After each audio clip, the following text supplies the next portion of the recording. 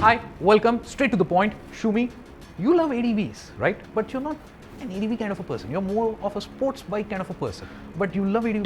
Explain this to me. That was easy. As easy as hitting the subscribe button, as easy as hitting the bell notification, that kind of easy. What I was looking for obviously was something sporty, and I wanted to be really good on road, but I didn't really care about how off-road it went because honestly I'm not very skilled riding off-road. And when I rode it, the Multistrada fit the bill almost exactly for me, and that was it. Today I would say I'm a fan. Between you and me, it's literally a tall sports bike.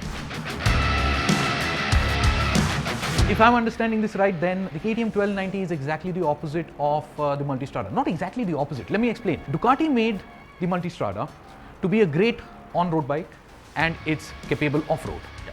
While the 1290 Adventure R started like a dirt bike, and then they turned it into a road-friendly bike too. That's exactly right. The KTM program manager for the Adventure series of motorcycles told me that every time they build a bike that has the Adventure tag, it starts from a proper off-road frame. That's high ground clearance and a reasonable seat height. And reasonable by European standards is not what we think is reasonable, right? But that's where it begins, and that's what creates these amazing machines. And from whatever I've heard, watched or read, this 1290 Super Adventure is just stunning.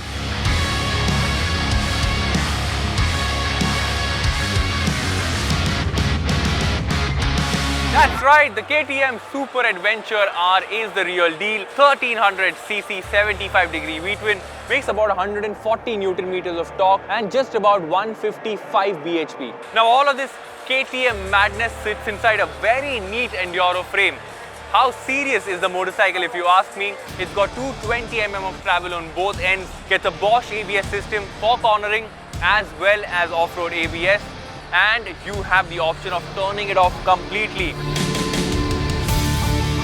Now if you want to go touring, this has a fuel tank capacity of 23 liters, and all of this sums up to a total dry weight of 217 kilograms. Now if I measure this correctly, this is about 250 mm of ground clearance, and the seat height is also 890 mm. This is a pretty serious adventure motorcycle, and when you put all these numbers that you've just heard right now on road, I think the 1290 Super Adventure R is going to be a fantastic motorcycle. When I stand next to it, it looks like one of those motorcycles that really dwarfs me. Rarely happens, but the 1290 Adventure R is one of those motorcycles. You have the headlamp, which is bigger than my head, knuckle guards. KTM's also put in some accessories in the form of pannier boxes. I'm just going to quickly hop onto the motorcycle and see how tall it is. Wow, now this is on the main stand, and with this setup I can't even reach the floor properly with my height, which is really funny because this has never happened to me.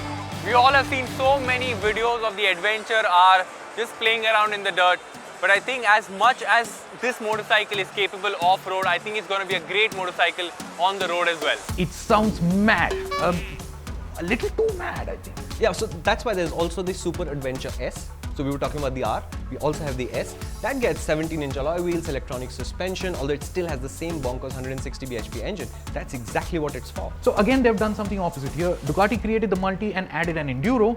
KTM did the opposite. Oh, there's more than that. Ducati sell the Multistrada in India, and KTM. Ladies and gentlemen, thank you so much for watching. That was our video on the 1290 Super Adventure. More videos like this coming to you from Indonesia on our MotorShow Update by Michelin. Hit like, tell us in the comments if you think KTM should sell motorcycles like the Super Adventure in India. Share the video with your friends, and we'll come back to you shortly with more videos from Indonesia and from the world of cars and motorcycles. Goodbye guys, ciao.